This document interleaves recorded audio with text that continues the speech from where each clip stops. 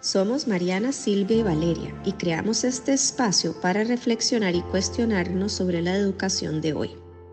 Compartimos el micrófono con invitados y especialistas en diferentes campos que ofrecen un abanico de perspectivas en torno al juego, el desarrollo y la pedagogía. Nuestra misión es que cada familia, cada centro educativo y cada educador pueda aprender herramientas para diseñar desde las necesidades de sus niños y niñas cómo quiere vivir la educación del siglo XXI.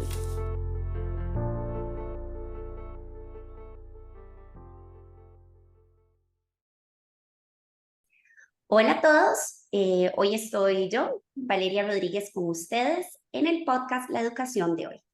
Como saben, tanto esta temporada como la anterior la hemos dedicado al desarrollo de los niños y niñas y adolescentes. Esta sexta temporada tenemos una consigna particular: educar sin etiquetar. En esta ocasión vamos a abordar un tema bastante innovador que se llama la alfabetización física. Y para quienes nunca han escuchado este término, pues es un área de expertise relacionado directamente con el sano desarrollo físico, motriz, emocional y cognitivo de los niños y adolescentes. Este episodio lo hemos hecho especialmente dedicado a todas las familias o educadores que tienen en casa o en las aulas chicos con intereses o habilidades especiales en algún deporte o actividad física como la danza, la gimnasia, el tenis, el fútbol. Para hablar de este concepto, como les digo, tan innovador y las implicaciones que tiene la educación en crianza, está conmigo Ignacio Sabater, que es el Country Lead de EPLA, International Physical Literacy Association. Ignacio es ingeniero industrial, es MBA en máster en gerencia deportiva, es formador de niños y adolescentes en varias disciplinas, especialmente en racquetball y squash.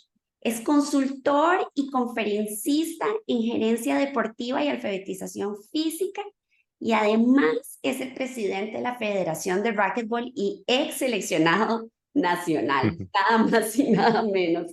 Hola Ignacio, bienvenido. ¿Qué tal? Buenos días, pura vida. Mucho gusto estar aquí y compartir un poquito de lo que sabemos y de lo que no sabemos también. Yo a Ignacio lo conocí hace algunos años cuando recibí precisamente una capacitación de parte tuya que realmente me transformó pues la visión que yo tenía del acompañamiento que le damos a los niños. Para los que no saben, yo fui bailarina muchos años. Empecé a los 4 años y bailé profesionalmente, nacional e internacionalmente, y escuchar a Ignacio resonó en mí eh, algunas de las experiencias más bonitas y también más desafortunadas, lamentablemente, de ese proceso. Y una de las cosas que me encantó de Ignacio es que realmente no solo aporta una opinión, sino que tiene esta formación que nos da data, evidencia científica, que viene a tumbar un montón de ideas, mitos y paradigmas que tenemos en torno al deporte. Entonces, bueno, con esta introducción, empecemos por lo básico. ¿Qué es alfabetización física? Porque yo tengo que decir que con vos fue la primera vez que yo había escuchado esta palabra. Sí, es un tema, es un término innovador que se comenzó a hablar a finales de los 90, a principios de los 2000. Digamos que la cuna del conocimiento de muchas cosas viene de dos lugares, del Reino Unido o de Australia. Principalmente son los lugares que son líderes como en innovación y en ciencia bueno, y al menos nuestra área, deporte, educación física. Entonces, para ponerlo en un contexto sencillo y viendo la realidad que tenemos de pues mucho empirismo o sesiones deportivas un poco invasivas o no tan apropiadas para chicos en deporte, en educación física, surge este concepto que la definición textual es el desarrollo de la motivación, de la confianza, de la competencia física y de la comprensión para valorar la actividad física a lo largo de la vida.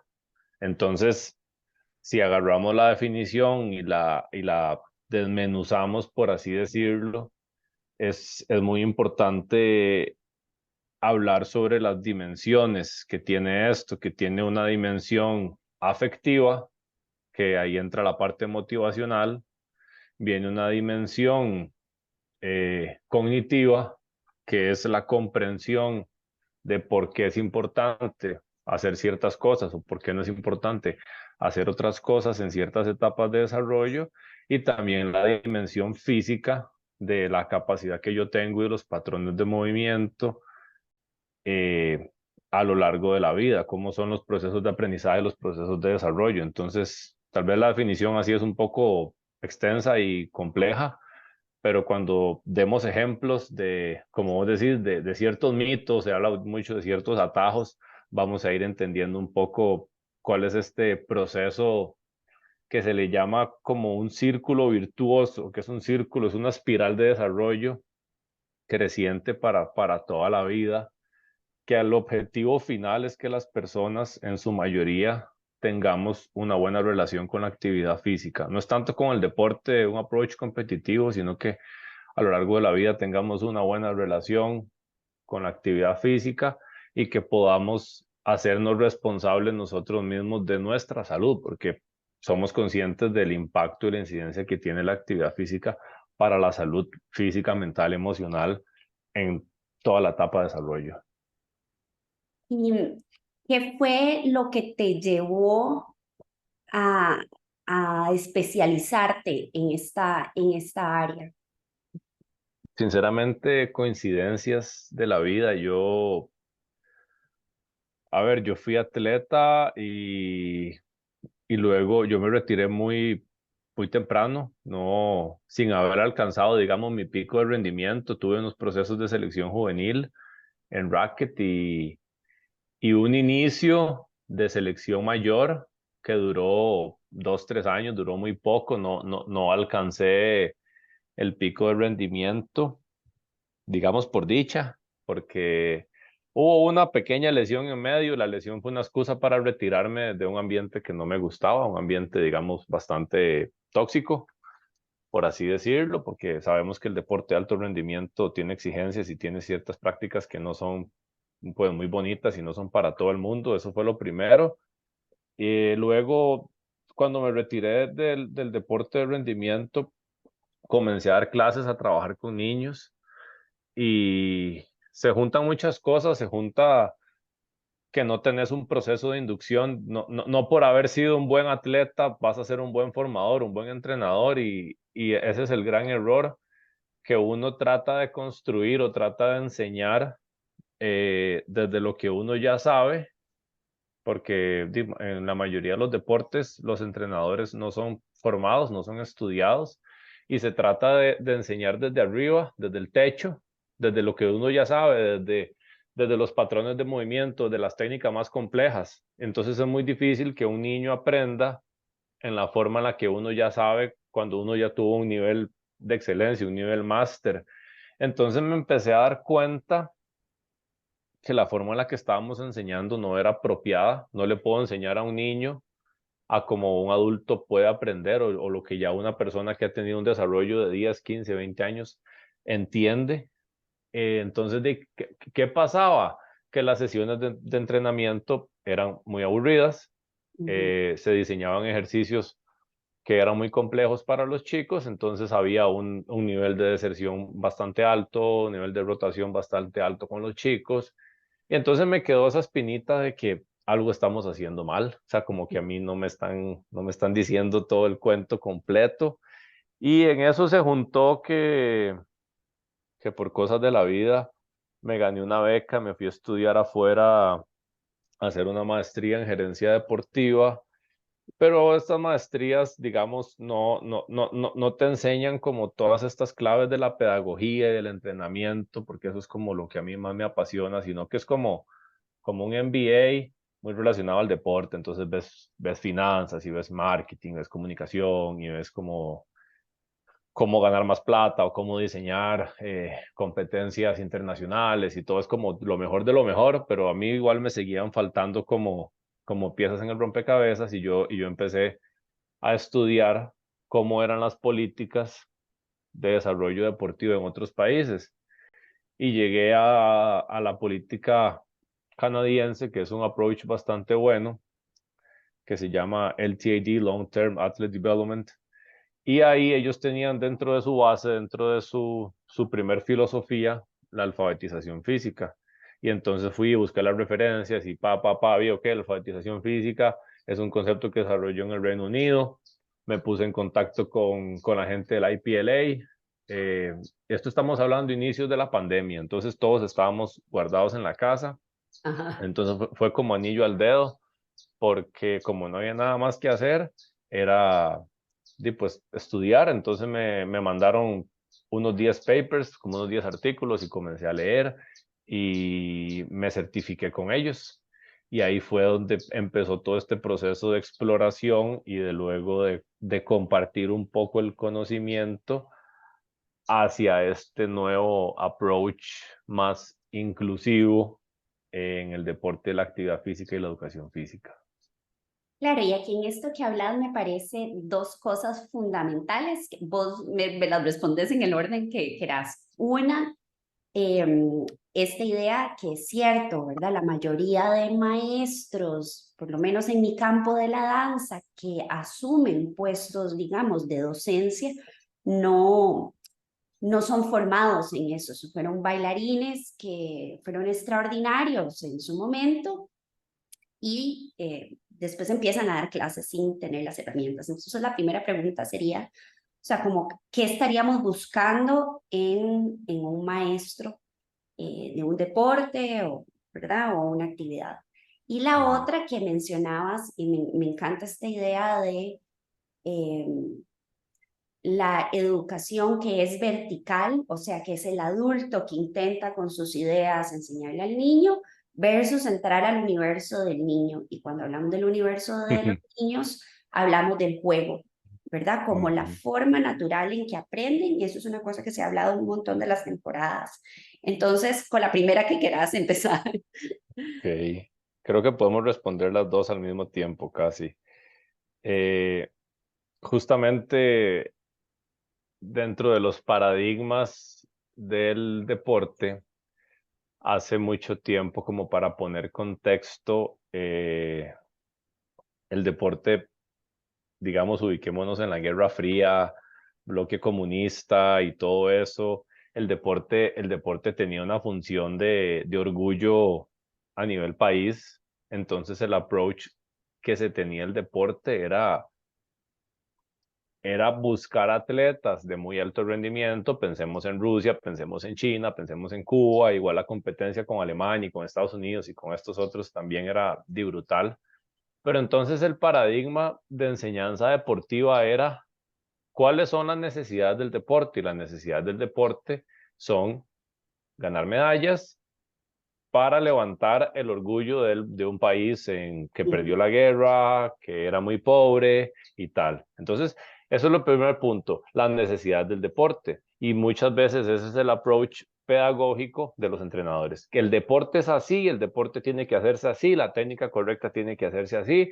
Y entonces yo doy el ejemplo y yo le digo a los entrenadores: no podés meterle a martillazos que el chiquito aprenda eso a huevo, porque hay un proceso formativo y de adaptación neuromuscular y psicomotriz que vamos a conversar ahorita. Entonces, el primer cambio de paradigma es entender la diferencia entre la necesidad del deporte, paradigma antiguo, paradigma nuevo, la necesidad de la persona, posicionar a la persona en el centro.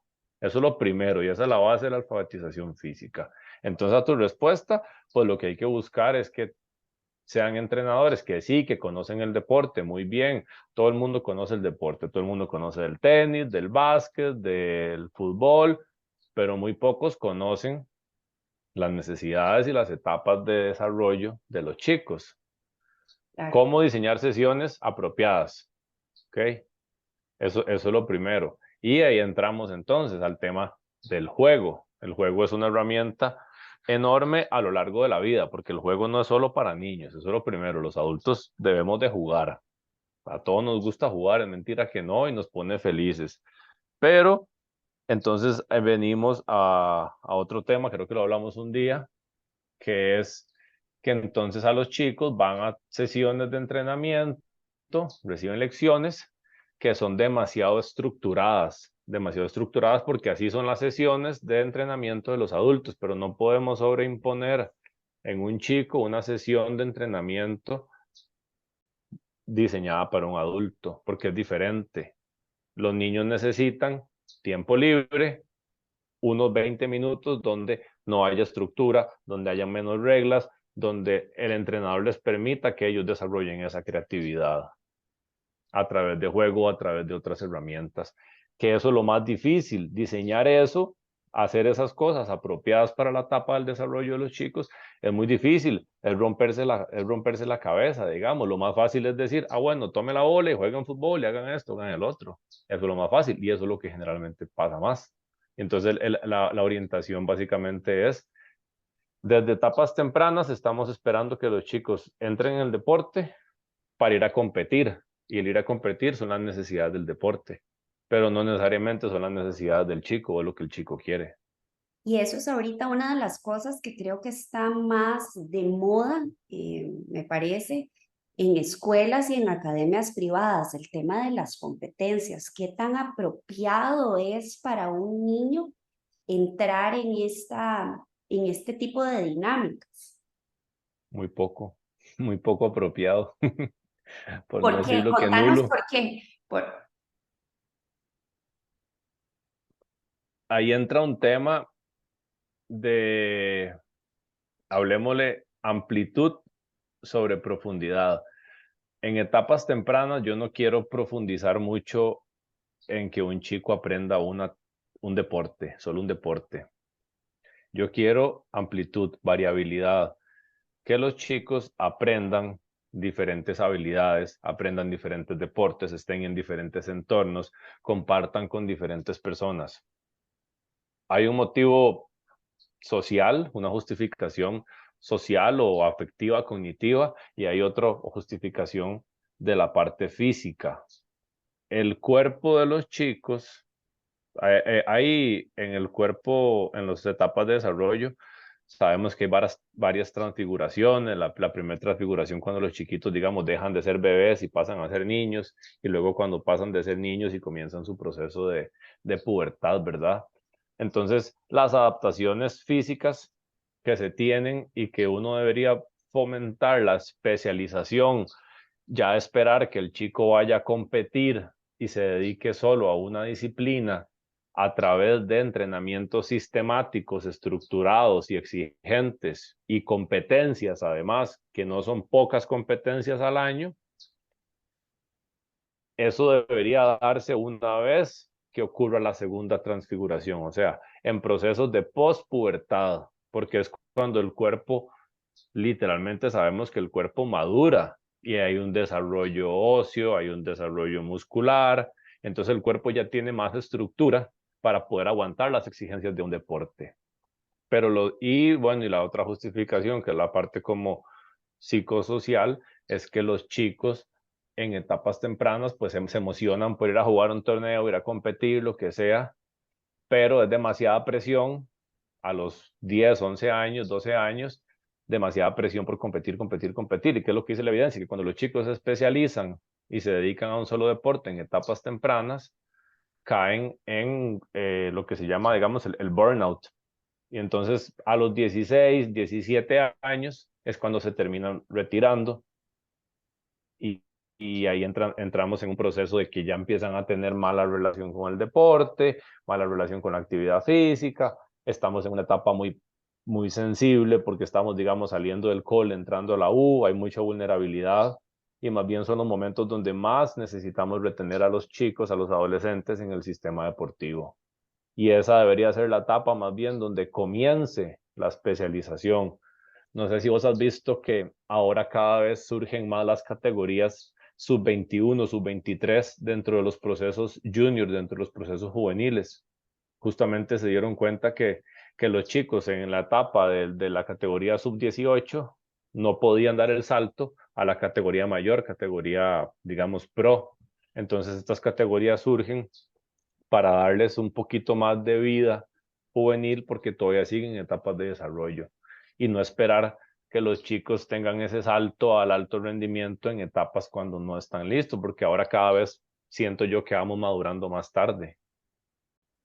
Y claro, pero una de las cosas que yo he escuchado, por ejemplo, es que, por ejemplo, entre más jóvenes son, ¿verdad? Entre más niños, incluso ya niños de 4, 5, 6 años, que entran en estos movimientos de especialización, es donde el argumento, digamos, o el mito, aparentemente, es que es donde el cuerpo es como más ¿verdad? Como más maleable y yo puedo obtener, no sé, pensando en el ballet, como una mejor punta o una mejor extensión, ¿verdad? Sí, es cierto. De la etapa, digamos, entre los 6 años, 7 años, hasta los 12, 13, que son, que son cuando existen todas las adaptaciones neurales, porque el diseño de las sesiones, digamos, formativas de entrenamiento son muy neurales, son muy cognitivas, muy coordinativas. Ocurren previo a la pubertad, es cierto, pero el error o el misconception que ha habido es pensar que porque los chicos practiquen más, va a ser mejor. No es cierto. No quiere decir que porque practique más solo gimnasia o solo ballet, voy a ser mejor. ¿Por qué?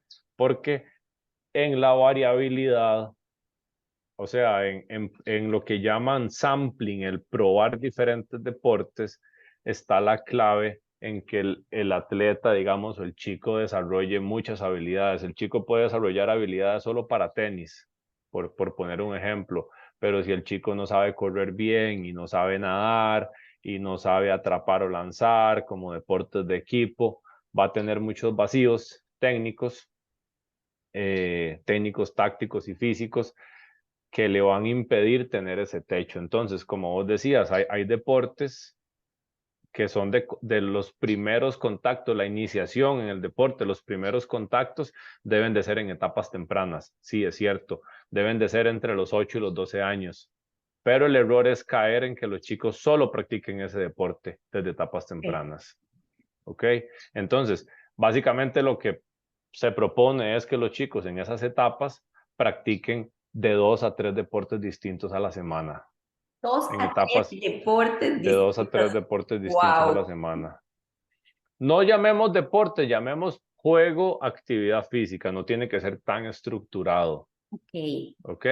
Que vaya a jugar con el papá, que salga a andar en bicicleta, que juegue con el papá como béisbol de tirar y atrapar la bola. Todas esas cositas que uno puede hacer un fin de semana. O sea, si no Que estamos hablando estrictamente, digamos, de meterle al club de fútbol, voleibol y gimnasia.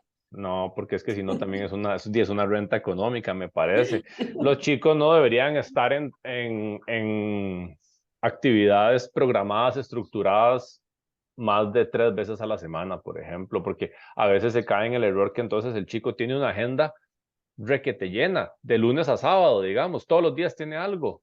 Y entonces, ¿en qué momento el niño es niño? ¿En qué momento el niño tiene tiempo libre para jugar? Por supuesto.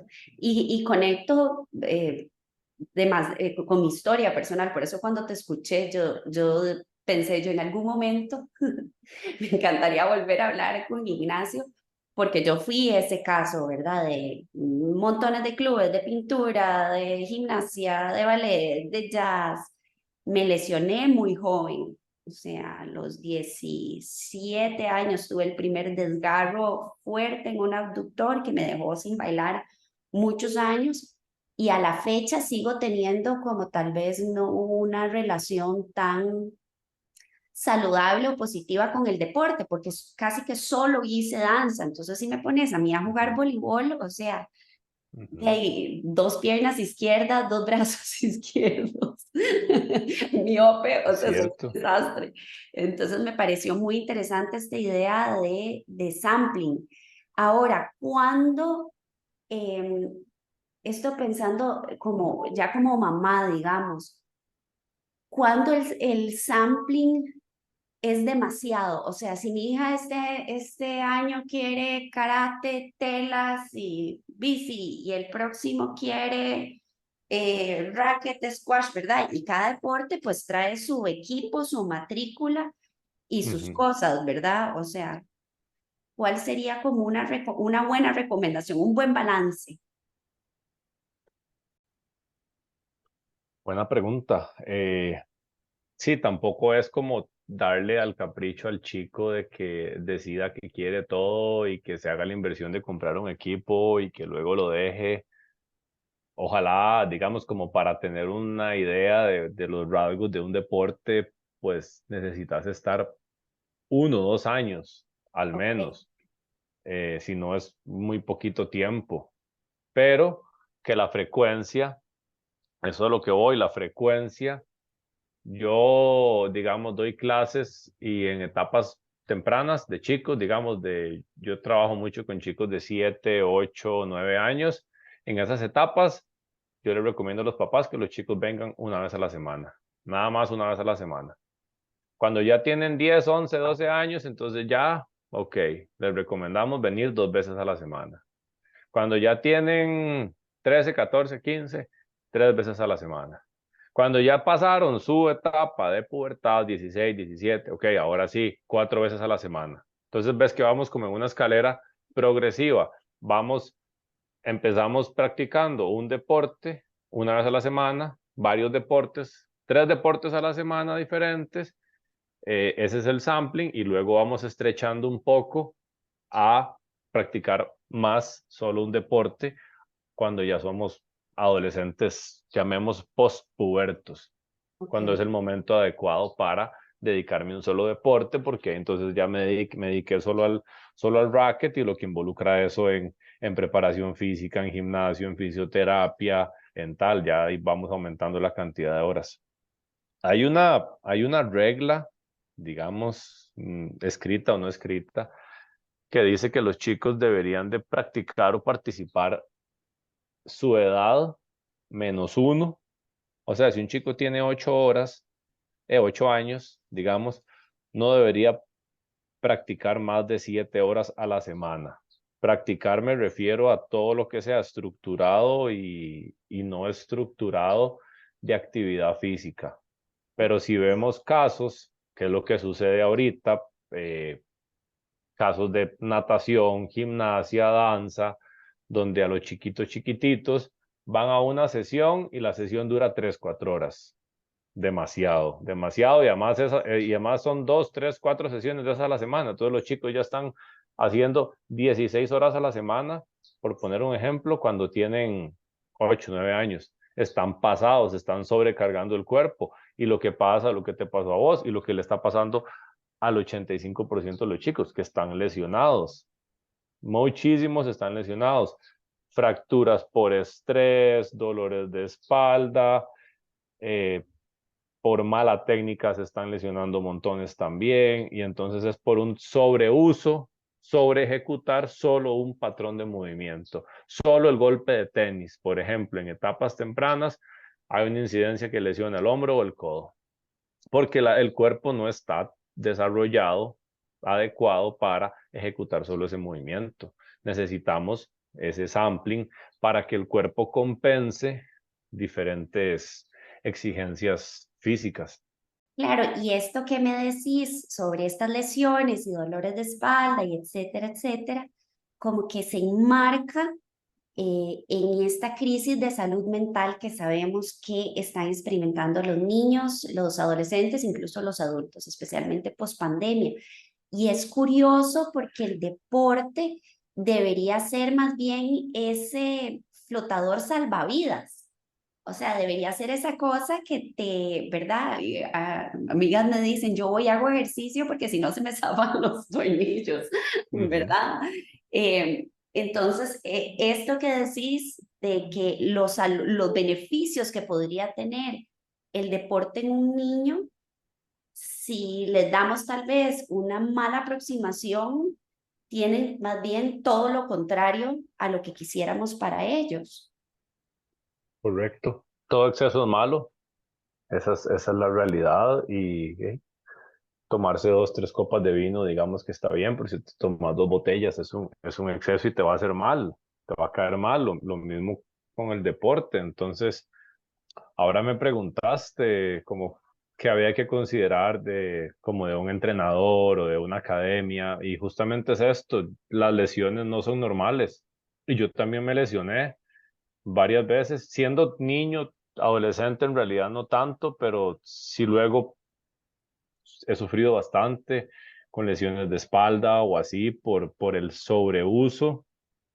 Esto no lo digo yo, esto lo dice la evidencia. El sobreuso quiere decir la especialización en una sola dinámica, en un solo deporte, cuando el cuerpo no está preparado para eso. Entonces, no podemos seguir normalizando las lesiones y los trastornos que genera la ansiedad en los chicos por una filosofía, digamos, tan invasiva de que solo era competir. Y aquí voy a abrir también otro debate. Muchos entrenadores o muchas academias lo que buscan es formar los mejores talentos, por así decirlo, y ponerlos a todos a competir. Y estas prácticas, y tal vez no son para todos. Habemos algunos que no queremos competir y que no nos interesan. Entonces eso hace que también muchos chicos se alejen de ciertas estructuras deportivas porque el único objetivo que tienen o su falta de filosofía es la inclusión y que todos participen y que todos aprendan y el objetivo primordial es ganar y competir. Ganar y competir está bien, pero el objetivo de ganar y competir debería ser cuando ya la persona pasó por todo su proceso de desarrollo, entendamos infancia, adolescencia, pubertad, pospubertad. ¿Cuándo voy a ganar yo? ¿Cuándo el objetivo debe ser puramente ganar? Después de los 21, 22 años, digamos que ya tengo la madurez para entender el deporte competitivo. Puedo tolerar la frustración de una derrota, pero en etapas tan prematuras no. Entonces, estas son cosas que hay que considerar cuando seleccionemos academias, estructuras, clubes o entrenadores, sumado al tema de las lesiones. Tantas lesiones no puede ser normal. Yo sí que no, no creo que es una mala praxis de los entrenadores que no están logrando ver las necesidades de los chicos y bajarle un poco las cargas y diversificar, porque al diversificar yo compenso. Entonces, por eso es que si yo veo que un chico hace un poquito de atletismo y hace un poquito de natación y hace un poquito de acondicionamiento físico general y juega voleibol o básquet, va a estar como bastante nivelado y no se va a lesionar tanto, pero el que solo hace un deporte se va a lesionar constantemente. Y eso no es normal. Claro. ¿Y cuáles, digamos, serían em, los beneficios a largo plazo? Porque claro, aquí lo que nos escuchan, los educadores, los papás, lo que nosotros queremos obviamente es lo mejor para nuestros chicos. O sea, ¿qué beneficios podríamos nosotros tener de este otro tipo de aproximación, de este sampling, de esta espera más respetuosa con su desarrollo? ¿Qué es lo que estaríamos ganando? Mira, uno, darle propiedad y darle poder de decisión a los chicos, porque muchas veces los chicos están en una situación, en una estructura deportiva, porque eso es lo que los papás quieren. Y los papás quieren que el chico vaya y les vaya lo mejor y que ganen, pero hay que cuestionarse si el chico quiere dedicarse, es una decisión. Yo tomé una decisión a los 13, 14 años de dedicarme al racket y dejar todo, pero no digo que fue la buena o mala, pero es una decisión de dedicarte full, o sea, escuela, colegio, deporte, es una decisión de uno tiene que ser un poco TOC para en una etapa muy temprana. Claro, porque son deportes que usted tiene que entrenar con otra gente, con entrenadores, con otros compañeros, ir a entrenar solo, ir al gimnasio, ir a fisioterapia, eso es una decisión que a pocas personas están dispuestos a hacer. Entonces hay que tener esa conversación. Eso es lo primero. Y luego, como lo dice la definición de la alfabetización física, cuando los chicos aprenden diferentes habilidades, ahora podemos hablar un poco, explorar cómo se desglosan estas habilidades.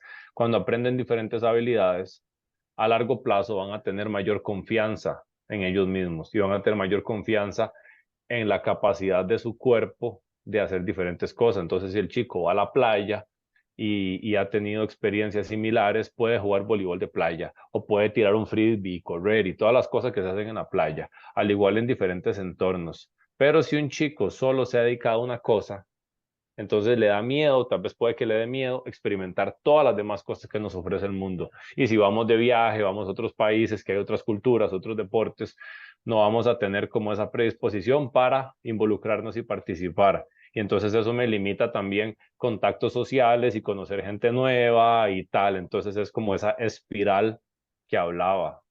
Y como un pensamiento más de, que me parece lo habló Daniela, una invitada que tuvimos, un pensamiento de crecimiento.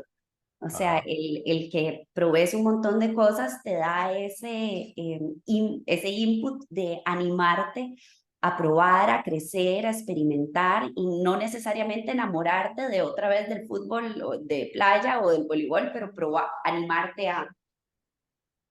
Exacto. Y para cerrar, ¿qué podrían hacer? La parte de resumir es la más difícil, entonces la última pregunta siempre es la más difícil. Como 3 herramientas o 3 cambios que podrían implementar ya una familia o una institución para llevar una vida, para enamorarse del deporte, para tener esta alfabetización física. Uno, valorar el juego, valorar el poder del juego. Y el juego se refiere tiempo libre y no estructurado, donde no hay un adulto, que pueda haber un adulto supervisando, sí, pero que el adulto no participe, sino que sean los chicos quienes tomen las decisiones de forma creativa de cómo quieren jugar. Que no hayan tantas reglas, ya la vida y en todo hay demasiadas reglas, demasiada estructura. Entonces en estas etapas no podemos encajonar tanto, restringir tanto a los chicos. Ellos necesitan dejar que su cabeza vuele porque son los momentos más creativos y es cuando salen las mejores cosas. Eso es lo primero. Lo segundo es cuestionarnos los modelos actuales, las estructuras actuales y de lo que yo motivo a la gente es como buscar eh, estudiar, leer un poquito, capacitarse sobre las prácticas que se hacen en otros lugares, cuáles son las mejores prácticas, porque hay gente que nos dice y que habla y que recomiendan, pero tienen muy poca base, muy poco fundamento de la formación. Entonces, por ejemplo, entrenadores te dicen, ah, sí, tráigalo hoy, pero para que mejore tiene que venir 5 veces a la semana. Yo creo que eso es un interés más económico que cualquier otra cosa. No, no hay una base realmente que sustente el por qué debe ser así. Entonces, aquí me gustaría introducir un tema que, bueno, aparte del juego, que son la enseñanza de habilidades predeportivas, que las sesiones que reciban los chicos, por ponerlo así, que no sean tanto mejenga, porque esta es la realidad que se habla a nivel mundial, digamos, es lo que uno percibe, que aquí somos muy mejengueros. La mejenga está bien, pero es una parte de la sesión. Los chicos deberían de aprender o deberían de ser enseñados en habilidades básicas en destrezas motoras, de estabilidad y de control corporal para crear toda la conciencia corporal de jalar, empujar, traccionar, balancearse, tal, habilidades locomotoras de desplazamiento, de vuelo, de aterrizaje, que están fuera de un contexto deportivo, están fuera de una habilidad deportiva, por eso digo que son predeportivas, porque son lo que me da la base luego para poder entrar a un deporte. Pero si al chico no le enseñan o no tiene la experiencia de cómo poder saltar y cómo poder aterrizar, luego no va a poder jugar voleibol y no va a saltar en el momento correcto, en el ritmo correcto para golpear la bola, o no va a saltar y atrapar la bola y caer bien. Un Entonces, vocabulario que es corporal y de movimiento. ajá. Entonces, cuando hablamos de patrones de movimiento, es muy importante como capacitarnos en eso y aprender qué son los patrones de movimiento básicos, todo lo que involucra la locomoción, los desplazamientos frontales, laterales, para atrás, el saltar, el brincar, el aterrizar, y luego todo lo que involucra la control y manipulación de objetos, que es proyectar un objeto, que es pegarle con una raqueta, pegarle con la mano, con un bate, atrapar, rodar. Todas esas son claves. Cuando uno entiende todas esas divisiones y esa calificación de patrones de movimiento, es mucho más fácil diseñar juegos didácticos, juegos formativos en las sesiones de los chicos. No es solo que yo les diga, vamos a jugar tenis y las reglas del tenis son estas, sino que yo le quito reglas y les pongo cosas básicas que son orientadas a que vayan familiarizándose con el deporte. ¿Qué es lo que uno se familiariza mucho con el deporte por por la conciencia espacial de la superficie de juego y por el ritmo? Digamos, cuando uno trabaja con bolas, es el pique de la bola y cómo me desplazo yo. Entonces eso es lo que se le llama ritmo, como la capacidad espacial temporal. Y jugar con estas bolas de atrapar, de lanzar, es lo que me da como toda ese procesamiento visual y la capacidad ojo-mano, que luego la voy a necesitar para poder jugar tenis o poder jugar fútbol americano, béisbol, voleibol, fútbol. Pero estas son claves como de enseñanzas pedagógicas, didácticas, que no estamos haciendo y estamos llegando ya nada más a enseñar el deporte específico, porque partimos de que los chicos ya a veces ya saben todo esto que debería ser básico, pero no es tan básico y no es tan sencillo. Requiere tiempo de estudio de parte de los entrenadores para diseñar juegos y diseñar objetivos pedagógicos apropiados para la etapa de desarrollo. Maravilloso. Ignacio, súper agradecida por sacar el tiempo. Yo creo Pura que vida. esto, yo espero que muchas familias lo puedan escuchar, ojalá muchos dueños de academias también, porque como vos decís, o sea, el deporte es un regalo para toda la vida y ojalá podamos sembrar esas bases de una manera que sea acorde y respetuosa al desarrollo de los niños y no a tal vez a estas exigencias de una sociedad que sigue siendo adultocentrista. Entonces, muchas gracias. No, con mucho gusto. Estamos comenzando este proceso de aportar un poquito de conocimiento, aportar como el granito de arena. Cada vez ahí, yo estoy muy agradecido porque digamos, estas filosofías cada vez están siendo más, se les está dando más apertura, digamos que cada vez en seminarios, en talleres, tenemos espacios para comenzar a compartir y los entrenadores las reciben muy bien. Y estas son cosas que no es ingeniería de cohetes de la NASA, no es algo demasiado complejo. Son cosas que muchas veces intuimos que están ahí, pero tal vez no habíamos visto la filosofía ya por escrito, no habíamos visto como la forma de hacer las cosas de otra manera y, y ha habido como muy buena recepción, inclusive de parte de las instituciones, de los comités de deportes cantonales, del ICODER. Algunas escuelas y colegios se han estado como involucrando un poco más, entonces estamos como comenzando a concientizar y va a ser un proceso largo de varios años hasta poder como cambiar un poquito las prácticas que se han venido teniendo en el deporte, como vos decís, como adultocentristas y un poco invasivas. Muchas gracias. Con mucho gusto.